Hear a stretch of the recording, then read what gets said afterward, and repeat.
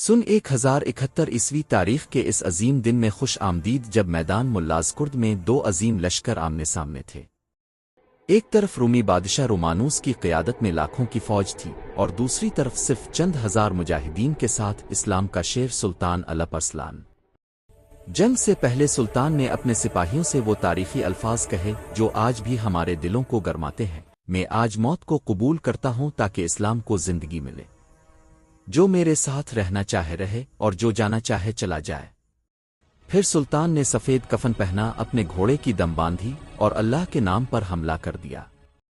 وہ لڑائی ایمان اور طاقت کا ایسا مظاہرہ تھی کہ رومی سلطنت کی بنیادیں ہل گئیں اور اسلام کا پرچم پوری دنیا میں لہرا گیا۔ الپ ارسلان نے ہمیں سکھایا کہ جب ایمان دل میں زندہ ہو تو تعداد اور وسائل معنی نہیں رکھتے۔ اگر آپ کو یہ تاریخی واقعہ پسند آیا ہو تو ویڈیو کو لائک کریں اور مزید ایسی ویڈیوز کے لیے ہمارے چینل کو سبسکرائب کرنا نہ بھولیں۔